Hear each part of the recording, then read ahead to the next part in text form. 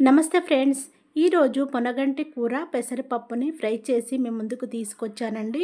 Delivery అయిన తర్వాత కానీ, సర్జరీ అయిన తర్వాత కానీ పాలు పడక చాలా వరకు ఇబ్బంది పడుతూ ఉంటారు. అలాంటి వాళ్ళు పొనగంటి కూరను ఫ్రై చేసుకొని తినడం వల్ల పాలు త్వరగా పడతాయి. పిల్లలకు కూడా చాలా మంచిదండి. మీకు కూడా చాలా మంచిది. లేడీస్ ఇలా డెలివరీ అయిన తర్వాత పొనగంటి కూరను ఫ్రై చేసుకొని తింటే ఆరోగ్యానికి ఎంతో మేలు చేస్తుంది. పొనగంటి కూరలో ప్రోటీన్లు ఎక్కువగా ఉంటాయండి. ఇది తినడం వల్ల ఆరోగ్యానికి చాలా మంచిది. పొనగంటి కూరను మంచిగా కడిగిన తర్వాతే మనము ఇలా త్రుంచి వేసేసుకోవచ్చు, కట్ చేసి వేసేసుకోవచ్చు.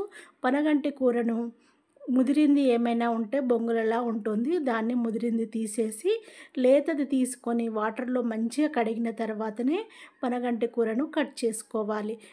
పొనగంటి కూరని వారానికి ఒక్కసారైనా తినొచ్చండి. హెల్త్‌కి చాలా మంచిది.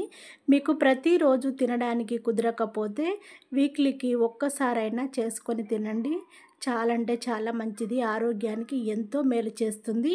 నేనైతే పొనగంటి కూరలో పెసరపప్పుని యాడ్ చేసి ఫ్రై చేశానండి. టేస్ట్ చాలా బాగుంది. ఇది రోటీలోకి కానీ, రైస్లో కానీ, జొన్న రొట్టెలోకి కానీ, పుల్కాలోకి కానీ చాలా అంటే చాలా బాగుంటుంది.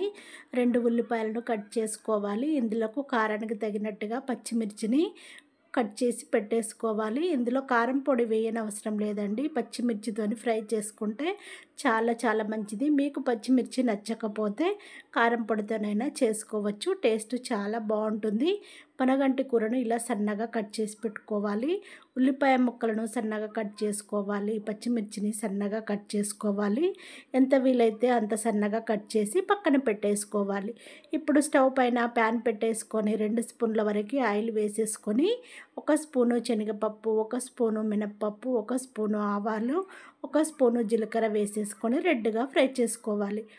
కట్ చేసి పెట్టుకున్న ఉల్లిపాయ ముక్కలు, పచ్చిమిర్చి ముక్కలను వేసేసుకొని దోరగా ఫ్రై చేసుకోవాలి. 2 రెమ్మల కరివేపాకును వేసేసుకొని క్రిస్పీగా ఫ్రై చేసుకోవాలి. ఫ్రై అయిన తర్వాత 1 స్పూన్ వరకు ఫ్రెష్గా రెడీ చేసి పెట్టుకున్న అల్లం ఎల్లిగడ్డ పేస్ట్ వేసేసుకొని పచ్చి వాసన పోయే వరకు ఫ్రై చేసుకోవాలి. 1 స్పూన్ వరకు పసుపుని వేసేసుకొని మొత్తము మిక్స్ అయ్యేలా కలుపుకోవాలి. పొనగంటి కూర కట్ చేసి పెట్టుకున్నాం కదా. ఇప్పుడు పొనగంటి కూరని వేసేసుకోవాలి. పొనగంటి కూర వేసేసుకొని మొత్తము మిక్స్ అయ్యేలా కలుపుకోవాలి. మనము పప్పును ముందే కడిగి నానబెట్టేసుకున్నాం కదా. పప్పు ఎప్పుడు అరగంట పాటు ముందే నానబెట్టి పెట్టేసుకోవాలి. అప్పుడే పప్పు మెత్తగా ఉడుకుతుంది. పెసరపప్పుని వేసేసుకొని మొత్తము మిక్స్ అయ్యేలా కలుపుకోవాలి. ఒకవేళ పప్పు ఇష్టం లేకపోతే పొనగంటి కూరనైనా ఫ్రై చేసుకొని తినచ్చు. ఆరోగ్యానికి చాలా అంటే చాలా మంచిదండి. ఈ రోజుల్లో నాన్ వెజ్ కంటే ఆకుకూరలు తినడం వల్లనే హెల్త్‌కి చాలా మంచిదండి. పొనగంటి కూర పప్పు వేసిన తర్వాత మంచిగా ఫ్రై చేసుకొని మూత పెట్టేసుకొని ఒక 5 మినిట్స్ తర్వాత మళ్ళీ మూత తీసుకొని ఒకసారి కలుపుకున్న తర్వాత టేస్ట్‌కు తగినంతగా ఉప్పు వేసేసుకొని మొత్తం మిక్స్ అయ్యేలా కలుపుకొని మూత పెట్టేసుకొని మరొక 5 మినిట్స్ వరకు ఉడికించుకోవాలి. పప్పు పొనగంటి కూర మంచిగా ఫ్రై అయిన తర్వాత సన్నగా కట్ చేసి పెట్టుకున్న కొత్తిమీరను వేసేసుకొని మిక్స్ అయ్యేలా కలుపుకొని ఒక 5 మినిట్స్ వరకు మళ్ళీ ఉడికించుకోవాలి. ఎంతో టేస్టీగా ఉండే పొనగంటి కూర పెసరపప్పు రెడీ అయిపోయింది. ఇప్పుడు వేడి వేడి అన్నంలోకైనా, వేడి వేడి చపాతీలోకైనా తినొచ్చండి. టేస్ట్ చాలా అంటే చాలా బాగుంటుంది. మిస్ అవ్వకుండా చేసుకొని తినండి. నచ్చితే లైక్ కొట్టకుండా మర్చిపోకండి. లైక్ కొట్టండి, షేర్ చేయండి. నచ్చితే నా ఛానల్ని సబ్స్క్రైబ్ చేసుకోండి. బెల్ సింబల్ వస్తుంది. దానిపైన క్లిక్ చేస్తే ఆల్ అనే ఆప్షన్ వస్తుంది. ఇంకా లేట్ ఎందుకండి?